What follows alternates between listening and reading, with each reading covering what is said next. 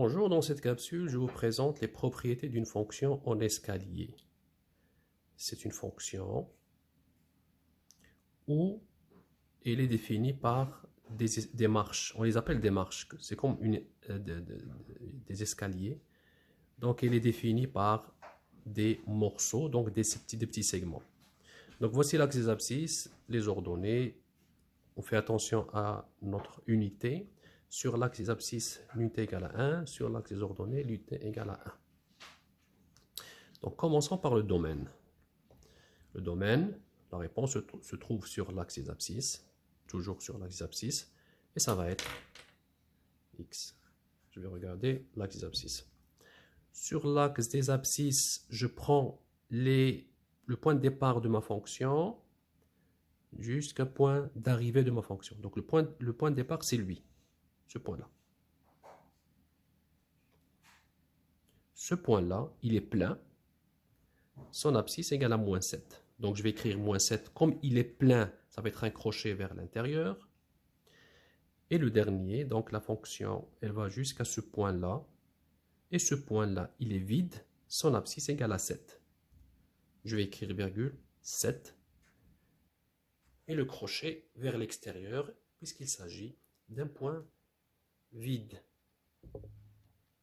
Donc on va vérifier les unités. Donc 1, 2, 3, 4, 5, 6, 7. On est bien dans le point 7, 7. Abscisse égale à 7. L'image ou le codomaine, je regarde, la réponse se trouve sur l'axe des ordonnées. Comme il s'agit d'une fonction qui n'est pas continue, ce n'est pas une ligne, donc il y a un vide entre chaque marche, ça veut dire qu'entre les deux marches, donc entre les deux ordonnées, la réponse n'existe pas. Donc la courbe n'existe pas.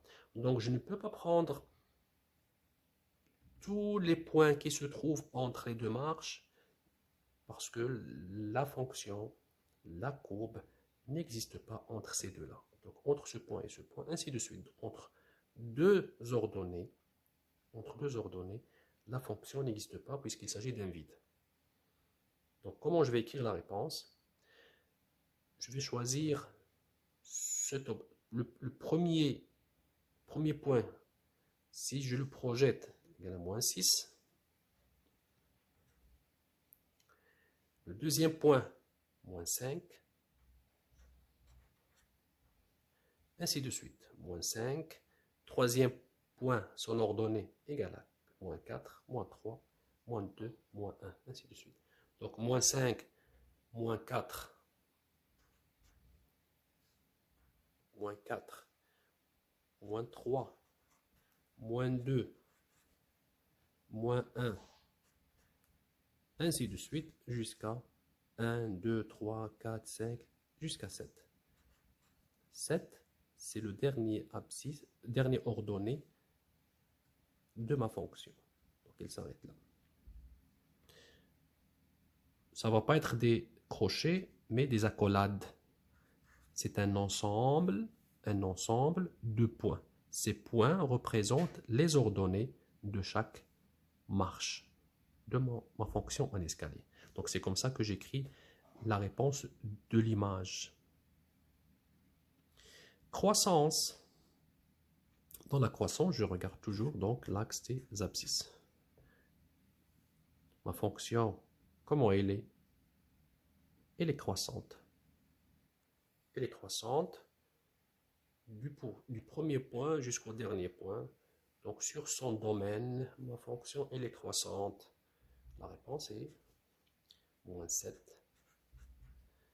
Croissante jusqu'à là, jusqu'à 7. Et 7, je ne le prends pas.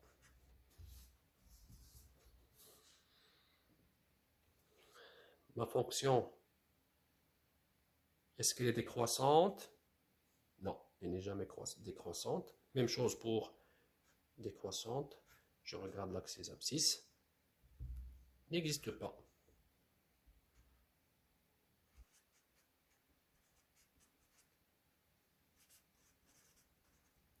La fonction n'existe pas. Maintenant, je cherche l'abscisse à l'origine. l'abscisse à l'origine. C'est-à-dire, trouver la valeur de x quand y égale à 0. C'est ça l'abscisse à l'origine. La valeur de x quand y égale à 0. Donc l'abscisse se trouve sur cet axe-là. C'est l'intersection entre ma fonction et l'axe des abscisses. Cette intersection, donc il s'agit de ce segment-là, de cette marche, de là jusqu'ici. Donc tous les points qui sont là, font partie de l'abscisse à l'origine. Donc il y en a une infinité d'abscisses à l'origine entre moins 1 et 0. Le 0, puisqu'il s'agit d'un point vide, 0 c'est ouvert. Ordonné à l'origine,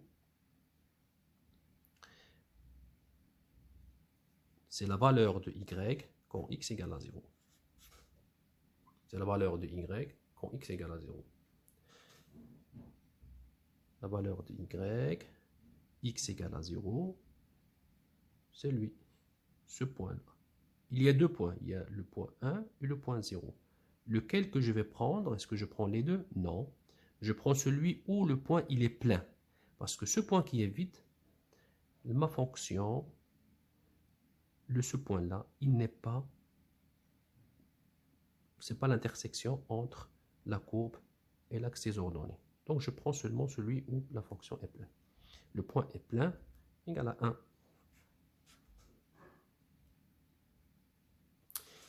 Le signe de ma fonction positive-négative. Positive, c'est-à-dire y est positive. C'est la partie, cette partie de ma fonction. Donc première partie, elle est positive entre 0, donc ce point-là. Est-ce que je prends ce segment-là? Oui, je le prends, parce que puisque positive, il s'agit aussi de point 0 ou égal à 0, donc je prends lui aussi. Donc ça va être, la réponse est moins 1,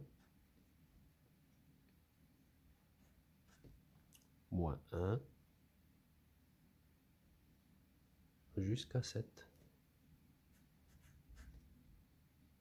Moins 1, est-ce que c'est fermé? Oui, le crochet est fermé. 7, est-ce que c'est fermé? Non, puisque le point il est vide, ça va être ouvert. Moins 1, 7. Ma fonction est négative dans cette partie.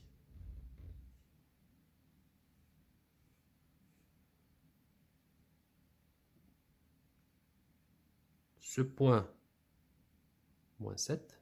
Moins 7, est-ce qu'il est? Donc j'écris ici y négative. Moins 7, plein. Puisque c'est un point plein, donc c'est fermé comme crochet.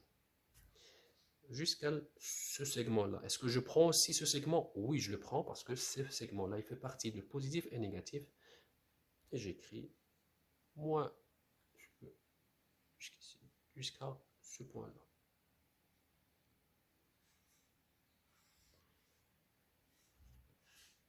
Et le 0 est couvert.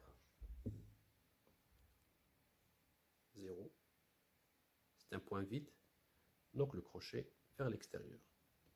Le maximum de ma fonction, c'est la plus grande valeur atteinte par cette fonction. Et le maximum égale à 7. Pour le minimum, c'est moins 6. Et voilà les propriétés d'une fonction en escalier. Faites attention uniquement dans l'image. C'est là où les élèves se trompent beaucoup, c'est par rapport à l'image. J'espère que vous avez aimé cette capsule, vous avez bien compris les explications. À la prochaine!